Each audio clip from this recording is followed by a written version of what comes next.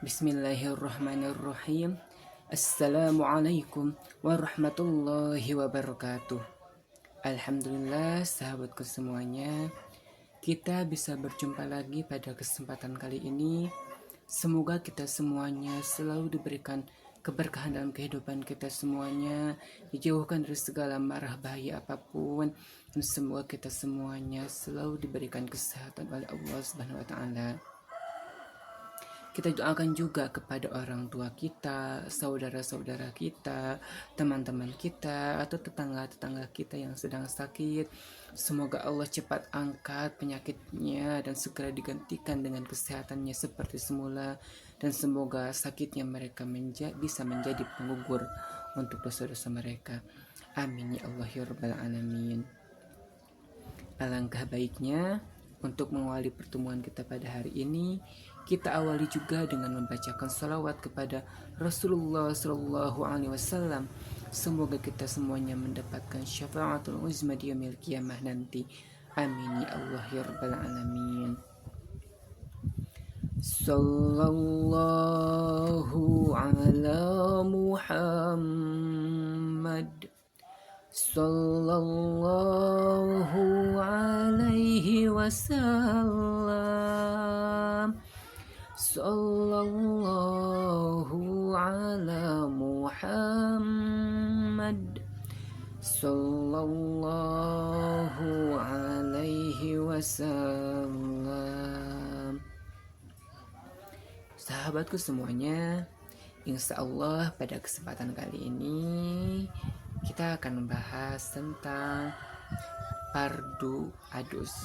Kemarin kan kita sudah membahas pasal tentang hal-hal yang mewajibkan mandi besar atau adus.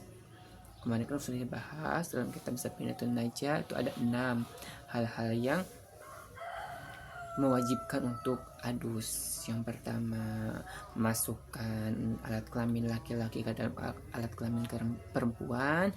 Yang kedua, keluar air mani. Yang ketiga, haid. Yang keempat, nifas. Yang kelima, melahirkan. Dan yang keenam, meninggal.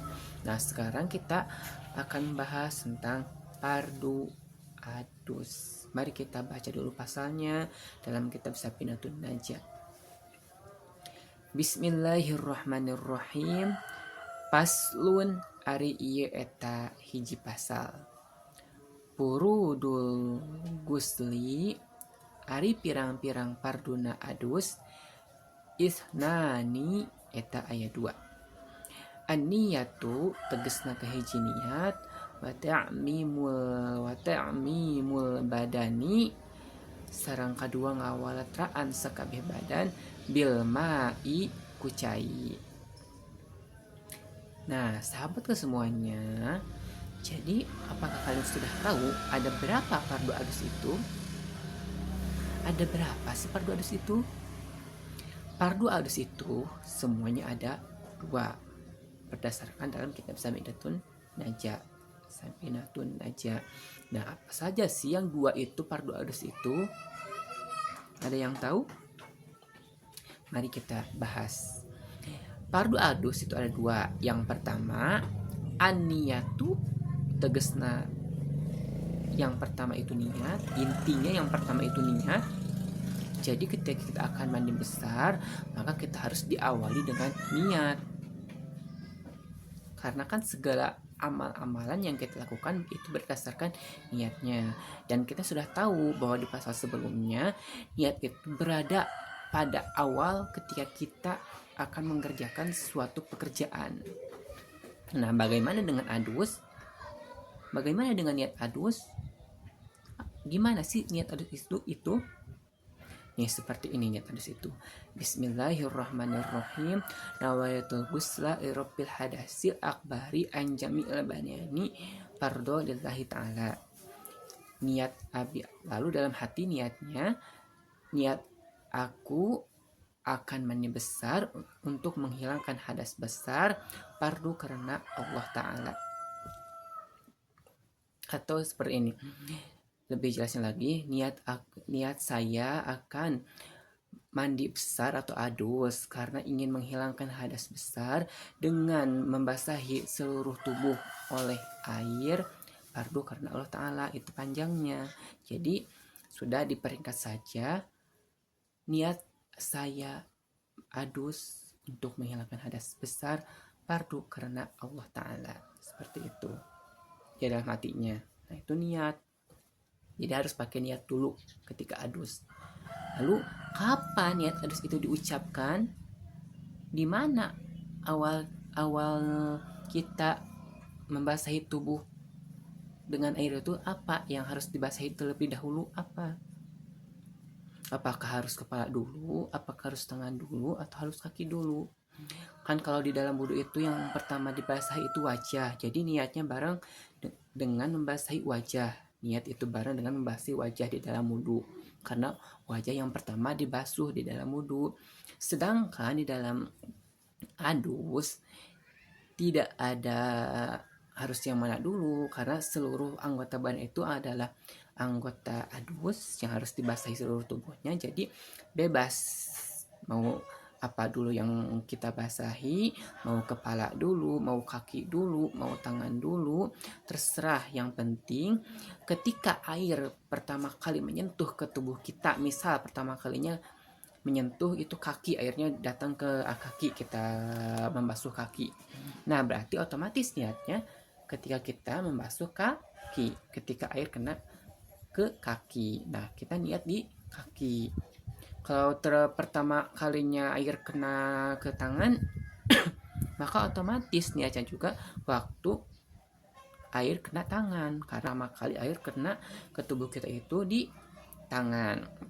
Ketika air pertama kali kena di daerah wajah atau kepala, maka kita niatnya itu dibarengi dengan ketika membasahi kepala atau wajah, seperti itu. Jadi di adus itu gak ada harus yang mana dulu anggota yang dibasahi, tidak ada tertibnya. Jadi karena seluruh tubuh itu adalah anggota adus, maka kita boleh anggota mana saja dulu yang kita basahi. Yang terpenting ketika anggota tubuh itu pertama kali tersentuh oleh air, mana dulu yang tersentuh air, maka kita niat pada waktu itu juga pada anggota yang pertama kali kena air. Paham ya? Semoga kalian bisa paham apa yang saya jelaskan. Yang kedua, wa ta'mimul badani, dan kedua membasahi seluruh tubuh dengan bilma'i, dengan air. Jadi kita itu ketika adus itu harus seluruh tubuh kita itu basah oleh air, terkena air semuanya. Lubang telinga, lubang hidung, mulut, lubang kemaluan, lubang pantat, sela-sela kuku, sela-sela kuku kaki, kuku tangan, tali pusar, semuanya harus terbasahi oleh air. Mau yang misalkan ini suka terdempet ya tangan, ketiak, semuanya harus terbasahi oleh air. Pokoknya tanpa ada yang terkecuali, semua badan yang memang bisa terlihat, memang anggota badan luar itu harus semuanya terbasahi oleh air. Bagaimana kalau anggota badan yang di dalam seperti hati, jantung, usus, bagaimana untuk membasahi anggota badan yang dalam? Itu tidak wajib, karena itu anggota badan yang ada di dalam tubuh kita. Jadi karena sulit juga untuk mengadusinya, maka kita yang wajib itu yang ada di luar, anggota badan yang di luar, yang terlihat oleh mata kita, yang bisa terlihat oleh mata kita. Lubang hidung kan bisa terlihat ya, batasan lubang hidung sampai mana kelihatannya, yaitu harus terbasahi. Mulut terlihatnya sampai mana, yaitu yang harus dibasahi. Kemudian telinga sampai mana kita terlihatnya oleh mata orang lain, oleh mata kita, yaitu yang harus dikumbah. Terus lubang kemaluan, lubang pantat, semuanya harus terbasahi oleh air. Tidak ada yang terkecuali, semua harus terbasahi oleh air. Jika ada satu saja anggota badan yang tidak terkena air ketika adus, maka adusnya tidak akan sah.